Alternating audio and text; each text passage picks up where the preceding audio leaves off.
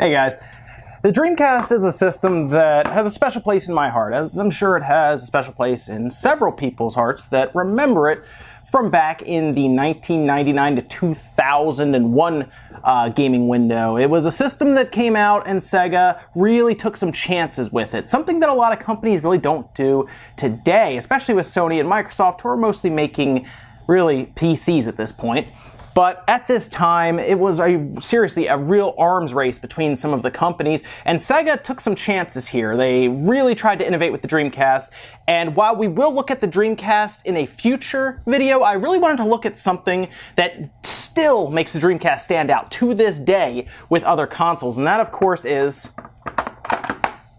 the VMU. VMU stands for Visual Memory Unit. This was Sega's proprietary memory card that boasted tons of features and was even able to act as its own portable system separate from the Dreamcast. Keep in mind, at the time we were comparing the VMU to memory cards like the ones found in the N64 and the PlayStation 1, so this new memory card with a screen on it seemed extremely advanced when we were comparing it to either of those two. Now you can probably imagine my surprise when I came across a boxed VMU at Too Many Games this past month. I wasn't sure if it was a used one inside the box, but for $10 I couldn't pass up this deal. I love looking around these older retro system boxes. It gives me a feeling of nostalgia every time I get a new box to look over. This box though is pretty straightforward, but it is for a memory card, so you wouldn't expect them to go crazy with the design. Alright, let's make our way inside the box. It was pretty clear that this memory card, if used, was barely used for much since it's in such good condition. The instructions that I took out quickly turned into a roadmap-sized piece of paper as it tries to explain how to do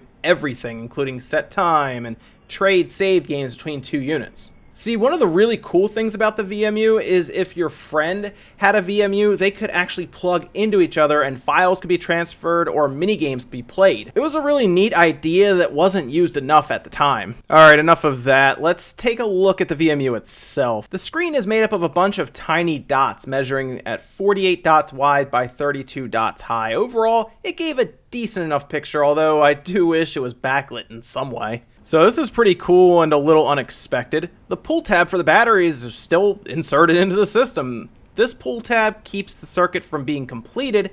After pulling the tab out, the system kicked right on. This part is pretty tedious. You need to set the time and date with the little D-pad and the tiny little rubber buttons that can be tough to press at times. You need to do this any time the batteries are changed or if the unit loses power for some reason. With the initial setup out of the way, we can take a look around the menu. You can go through the saved games that are on the device that you've saved from Dreamcast games that you've played, as well as keep track of time and play any games that are saved and set up specifically for the VMU. Finally, let's take the system apart. Opening the VMU is pretty easy. Only a few screws on the back hold the whole back portion on.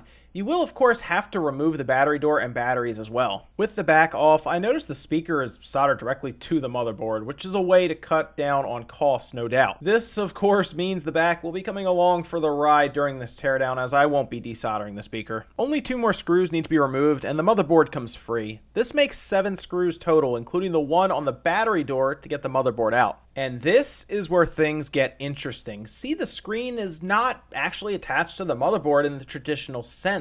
Most times a screen is attached through solder or ribbon cable running to a clip.